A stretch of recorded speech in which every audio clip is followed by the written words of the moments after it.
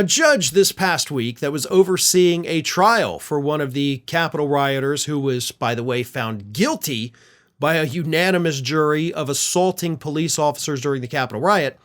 The Capitol rioter had been held in jail while being awaiting their sentencing. And this past Wednesday, they went back in front of the judge, asked the judge, please, like I had said before, I want leniency. Okay, I've never broken the law in my life. I have no criminal record. I just got all caught up in the events of that day like so many other people. So please be a little lenient on me. And the judge said, nope, I'm not going to do that. And do you know why I'm not going to do that, Capitol rioter? Because you, in January of this year, called into a podcast where you seemed to be boasting about your involvement in the Capitol riot. Now, in my courtroom, a few months ago, you were saying, oh, you're filled with remorse. You'll never do it again. You're deeply sorry.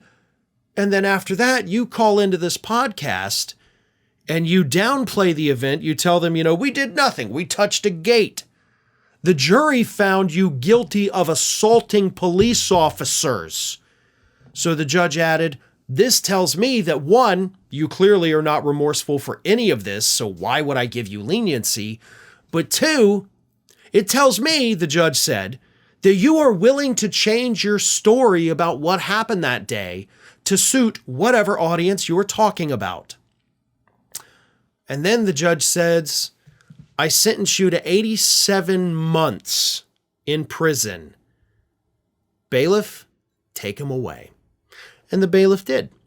And as this convicted Capitol rioter headed off to begin the 87-month sentence, he turned around and blew a kiss to his supporters in the courtroom. Now, this individual had, of course, attempted to argue during the trial that the courts had no jurisdiction over him. Using that old sovereign citizen argument like, hey, you have no power over me, even though they 100% have power over you. And it didn't resonate with the jury. It didn't resonate with the judge. And then calling into the podcast to kind of boast about what you did that day after you told the judge you were super sorry about it. You deserve this 87-month prison sentence that you just got slapped with on Wednesday. Now, it's important to remember that Donald Trump is now campaigning on a platform of pardoning these people.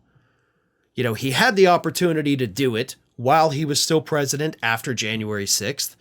I am grateful, to be honest, that he did not.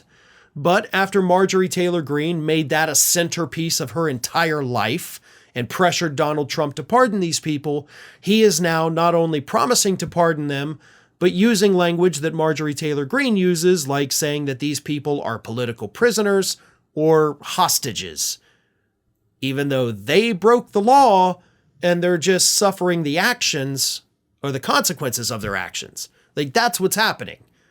They do not deserve to be pardoned. Most of them, according to the judges, have already gotten off super light. But this person, based on their actions, before, during, and after the trial, blowing a kiss to the people in the courtroom, this is not an individual that is sorry about what they did. This is not an individual who has learned a lesson yet. And if Trump comes along and pardon these people, they will become more extreme because they were already willing to storm the Capitol for him.